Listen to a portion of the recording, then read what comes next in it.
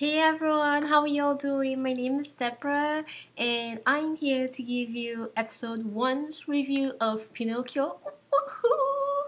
Alright, finally. So this is a drama that I have been highly anticipating because it has Lee Jongsuk, whom I have loved since his I Can Hear Your Voice days, and Shin-hye, whom I am crazy about since You're Beautiful, and I have always been a fan of her. So for these two people that I love so much coming together, it's like history being made for me. Alright, so this is gonna be different from my normal episode by episode reviews because this is the start, and if you were used to my reviews, you know that for the first 2 episodes or for the first episode I give a brief summary of what the drama is about and tell you what my expectations are for the drama or what I think about drama. So let's go!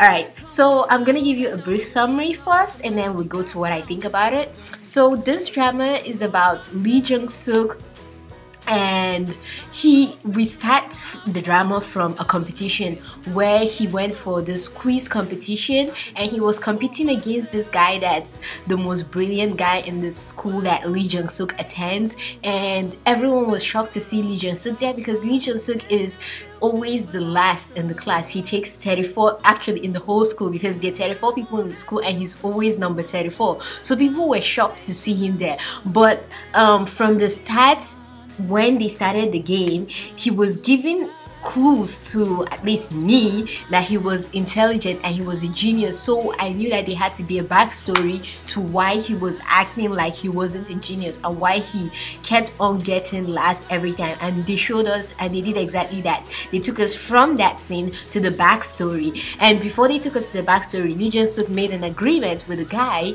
that if he wins, he'll slap the guy, like he'll beat the guy 10 good times. And so we went to the backstory of Lee Jongsuk and we found out that him and his brother are actually geniuses. His elder brother are actually geniuses who know things really fast, can calculate things really fast. They're really good and fast with their brains. So the dad one day got called in because the dad's a fighter. He got called in into this case where a building was on fire, and when he went with his crew, he was told that there were 2 men trapped on a certain floor and in a certain part of the building. And so he and 8 other members, because there were 9 as a whole, no, actually there were 10 plus him because 9 died. So him and 9 other members of his crew went into the building to try and release the guy, only for us to find out that the 2 people that were supposedly trapped in the building were actually outside, and their boss, who told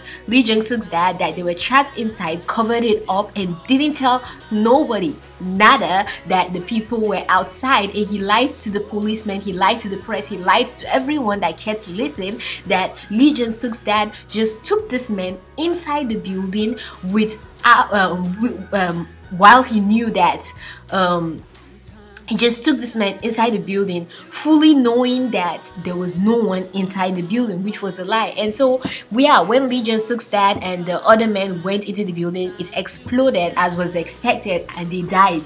And so, after the death, when the man told the whole lies about Lee Jongsuk's dad, everyone assumed that Lee Jongsuk's dad caused the death because he forced this man to go into the building.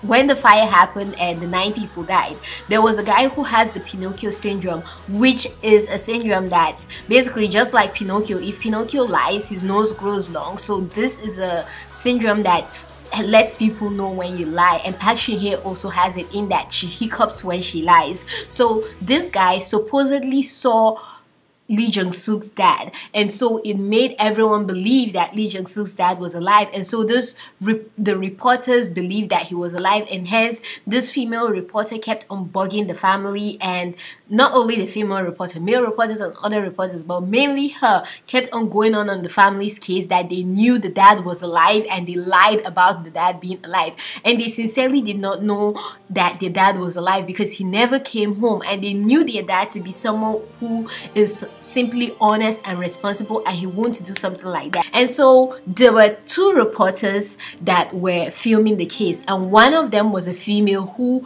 kept on going on Lee Jongsuk's dad's case and didn't want to believe him at all, and she used every means necessary to label him as the bad guy, as the man who killed everyone, and she sincerely believed in her heart of hearts that he was the one that actually killed these people and took them inside on purpose and killed these people, even though Lee Jongsuk tried to cancel that theory from her head, etc, etc, and she even manipulated the press into showing this theory of hers that it was the dad that did that, and cut out the part of Lee Jongsuk supporting his dad and saying things to show that his dad actually cared for these people. And so one day, when the whole stress was too much on the mom decided to take Lee Jongsuk out to go watch the fireworks, because that was the promise that the dad made to Lee Jongsuk before he died, that they would go see the fireworks together with his elder brother. After the brother left to go have an interview with the woman, I don't know why yet, we'll find out probably later. So they went to see the fireworks, and after the fireworks they went on top of this cliff,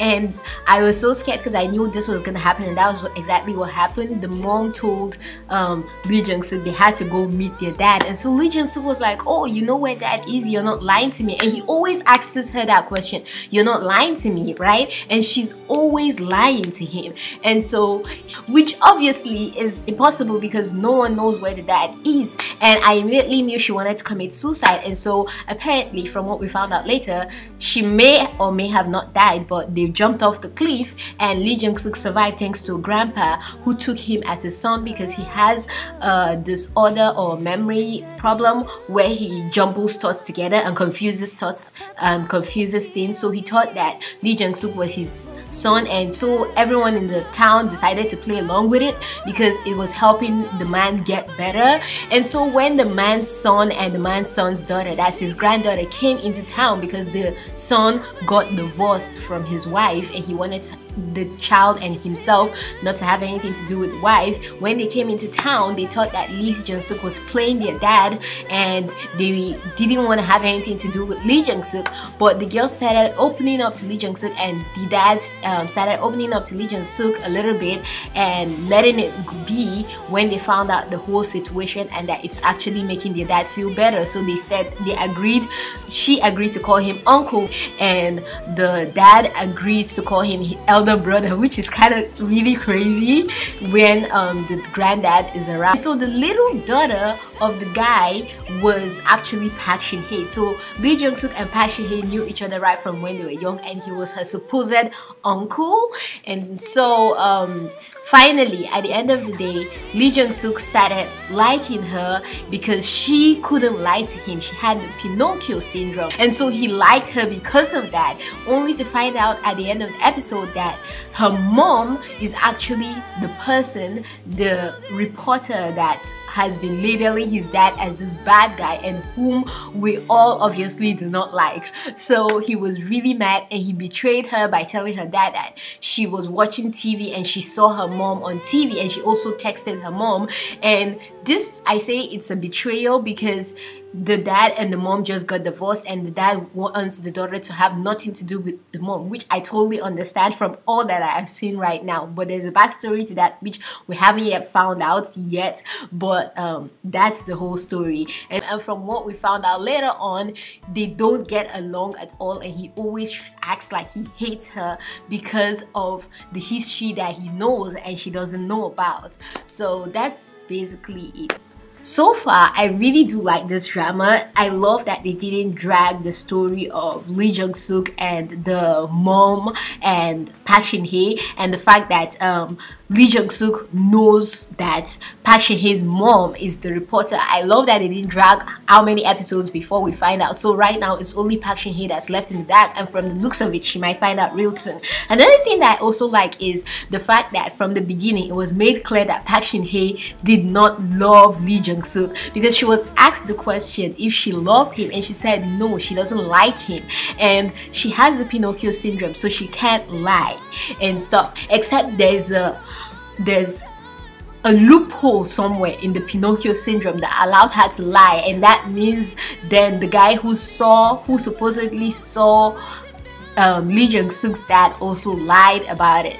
But for right now, I'll go along with what they're showing. I like that she doesn't like him yet, so we're gonna see character development on how their love grows, and it's gonna be interesting to see how they play out the whole thing, in that he's supposedly gonna be her uncle, but yet they're gonna fall in love. So how is society gonna take that? How is that gonna go along? And is the dad really alive, or is the dad not alive? For me, I feel like the dad is alive, but he has forgotten his memories. But also, it's possible that the dad is dead, but then it won't be a K-drama if the dad is dead, because K-dramas just have to make things more dramatic. But everyone's opinions are different. But so far, I really do love the drama.